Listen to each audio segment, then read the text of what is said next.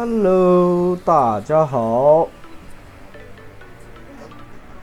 这一期我们来看武器绝活哥的一个上单兑现出装情况。这里面你可以看到它的出的，其实关键就是里面出装顺序你不要太在意但三项肯定是武器最核心的装备这里面武器打刀妹其实看情况打，在它没有叠被动，就是4层 Q 的被动，如果被叠满的话那肯定打不了，但没叠满之前武器就是跌。然后你可以看到它这局的话，核心装备就是3项搭配那个破剑者。如果说对面像那种狗头上单或者说狗熊上单这种恢复能力比较好的，像这里面这种线就比较危险了，因为它可以一直 Q 到残兵线，然后打的话你不一定能打得过的。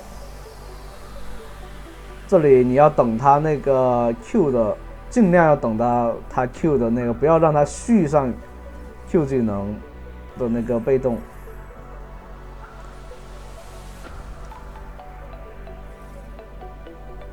然后第3件的话，应该是这局配合情况来做的那个击客的聚合。看很多玩家的选择都会有所不同，对面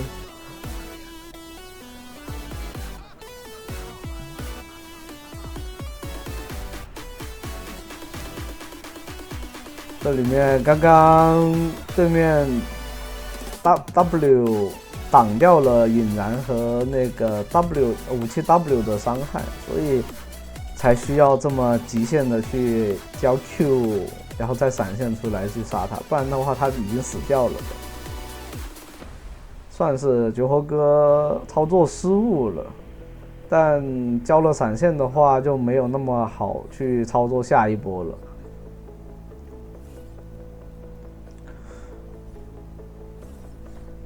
还有就是像做了峡谷制造者之后呢，像第5件防装，为什么选择做这件呢？因为也是最近加强了，跟死亡板甲一样这2件装备一个物理装备布甲装备，一个那个魔抗装备。这个装备加强其实也还好，就是魔抗增加了5点，但很爽了，因为自然之力的话本身它就已经可以降低魔法伤害25%，而且又有4层被动，就是可以提升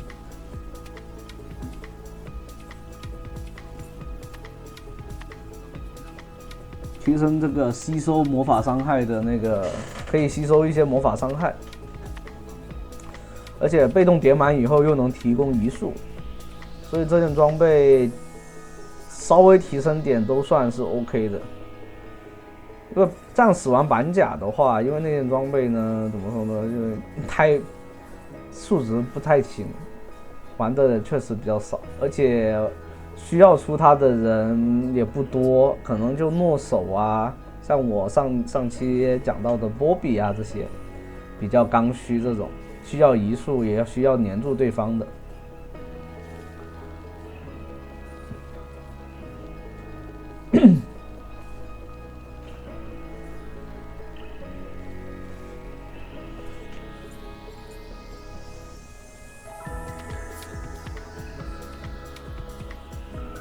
那这波的话，对面刀妹没大没屏障的，对面打野是在这边，刀妹不知道他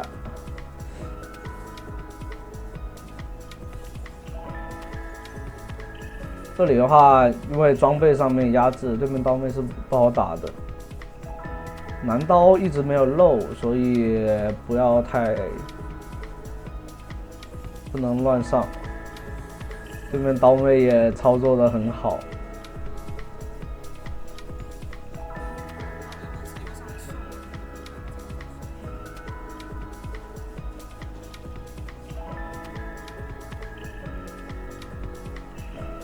这里的话来打团了，这里找到对面的中单，一个御云柱接平 A 收掉。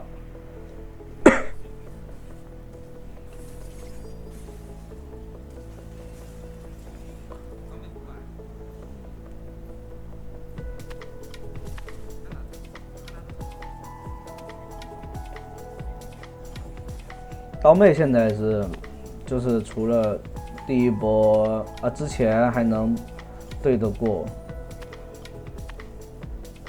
但后面就被连续单杀以后就完全没有兑现能力了。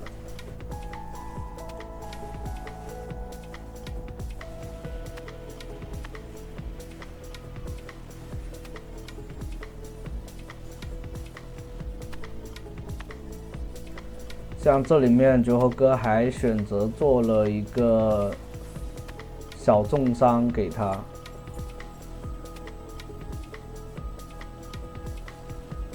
防止对面刀妹有机会操作起来，因为刀妹 Q 死一个单位是有回血的。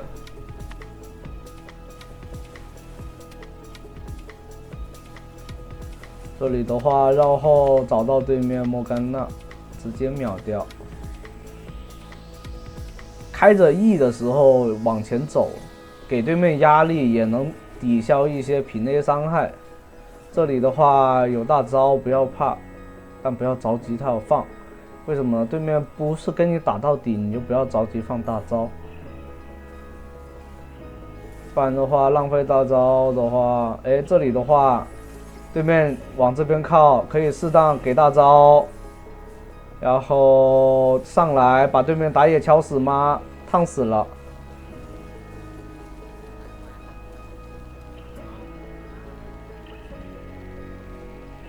龙的话是被对面拿到了，可惜。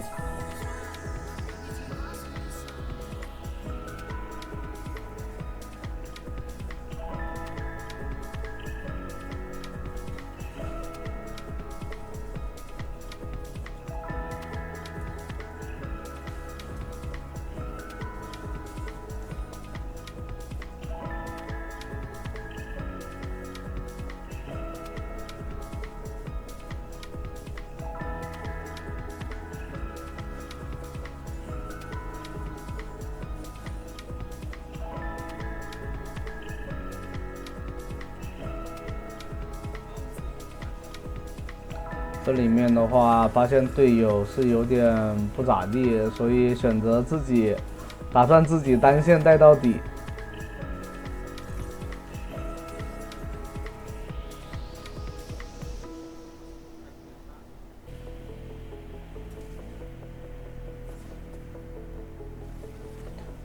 哦，这样的话，他这种出装的话，那应该是这个绝活哥他喜欢选择那个做击客的聚合，后面他才选择做那个破剑者的，就是看玩家就是绝活哥之间的玩法，因为之前有录制过其他的绝活哥，他喜欢的就是带破剑者，我把他给搞混了。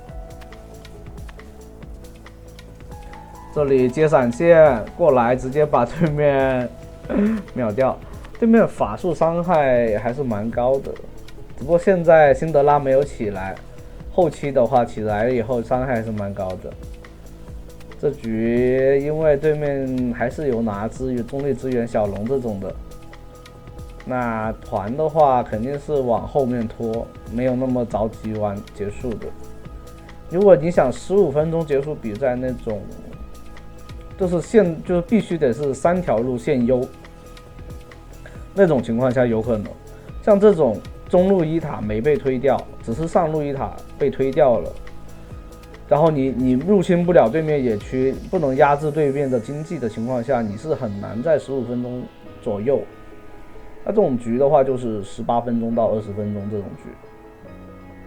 对面的男刀在这里，但他不敢打，因为武器太肥了，而且还是那种不灭武器。选择直接回家，但被对面打断了。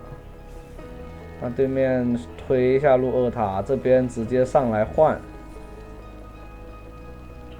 因为这边的话，人家是在中路2塔这边，随时可以中路1塔、2塔之间随时可以过来靠的，千万不能去推那个塔，就人家是带线带过去了，这边是打团打到那里去了。对面男刀没有大招子，可以找机会。但对面也很谨慎，没有中立支援团，他们也不打，因为打起来赢的只是经济上面好一点，并没有说决定胜负的这种增加这种几率这种。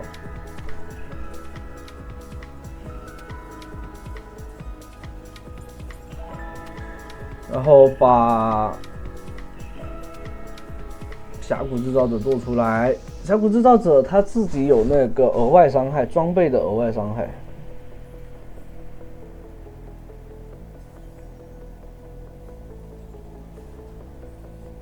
那两边各拿一条龙，还行。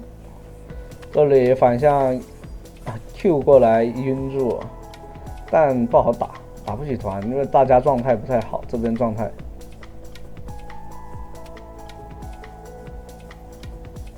只能说当个中路保镖。那我估计这里面为什么绝活哥后面会选择做那个破剑者了，就是因为队友不太对劲。你们像这里面绝活哥是想把自己的优势辐射给队友，但发现队友一个送，团战的时候打得不咋地。送的时候他挺积极的，还不如自己单线，还能单吃一个刀妹，还能再拖一个男刀。找机会的话，你看你还拖了一个射手。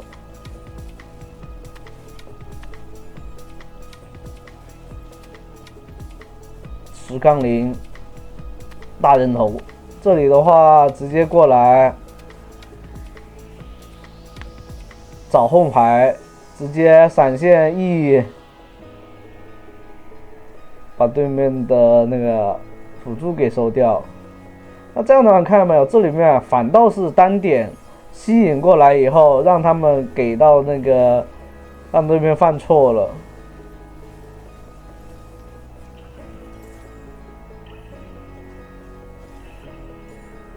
就这里面你可以看出不同的贾克斯的一个武器的一个那个玩法，还有他的打法思路都会不同，这就是大家应该去学习的一个点，而不是就是有个点大家会说我讲的思路不对啊，因为每个人的思路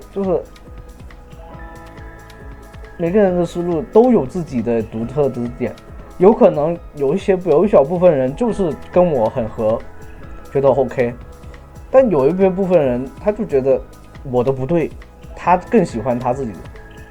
那就是绝活哥的出装，只能作为一个推荐，你还是要找到最适合你的打法。比如说，你甚至可以玩纯肉贾克斯，跟你的队友，比如说你就有一个很强、很牛逼的双 C 队友，那你玩个纯肉贾克斯，你每次都能关键时刻去保护队友，去搅动风云，对吧？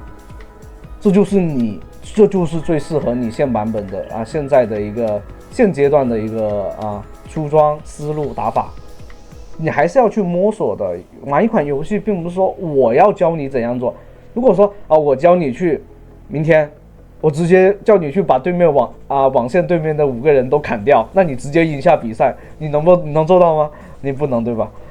这就是有些就是很奇怪，所以我也没有去回复一些说这些说我的思路不对什么什么，因为我只是提供一个这样的我录制下来以后给大家去观看，然后我获取一部分收益，然后我也在这里面我自己也学到了，我也能在游戏里面上分。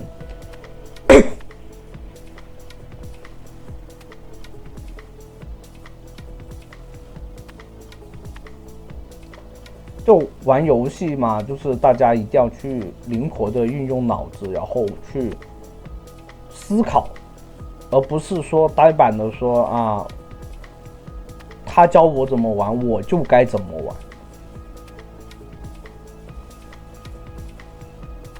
为什么像我很喜欢，这里面的话，一个知道对面在这里，一个闪现 E 晕住接 W， 直接收掉对面的中单。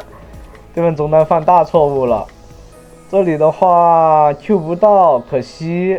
那这样的话，把兵线一清，队友的话可以在下路拿小龙，然后再把野区资源吃掉，不给对面发育经济的机会。然后说回刚刚，我要说什么来着？我也忘了。反正就那样吧啊！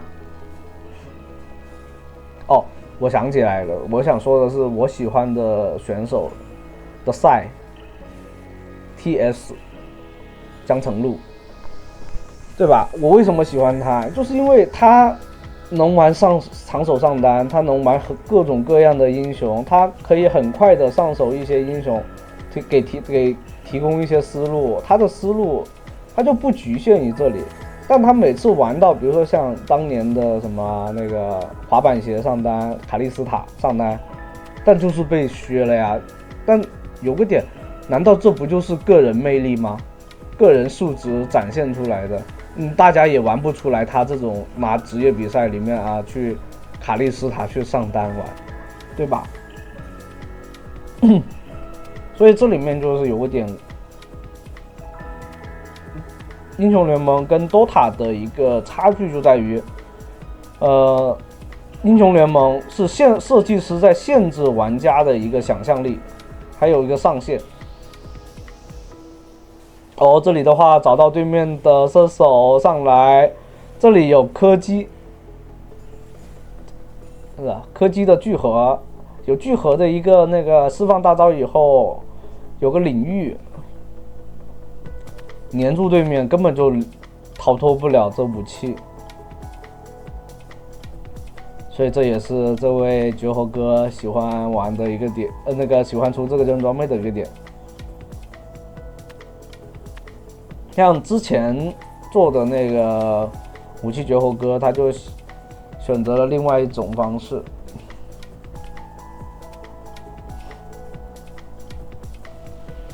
这样的话配合大龙。两个人不怕，直接有大招加双抗，很痛，又痛又肉，又肉又臭，还打人老疼了。这个武器开了 E 技能以后，还能抵消平 A 伤害，这射手根本打不出伤害给他。像刀妹的话都灌不到伤害，对别人开了 E 技能以后，你不要太早放第二次释放掉 E 技能的话，能让你规避一些伤害的。这里的话拖住4个人，队友有机会上吗？没有塔。这里面你可以看到，又因为有这个自然之力，抵消了很多的那个魔法伤害。对于一个法师来说，这件装备很恶心。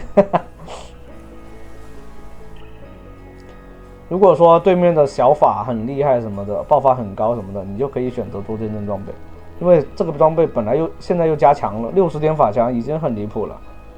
因为法师是爆发伤害，而不是持续伤害的。法师的话，法川现在很少会做那种很就是说做2件以上的那种法川。3件以上吧，很少做3件以上，而且法川并不是特别高。好，那这局的话就到这里啦，欢迎大家的收看，拜拜。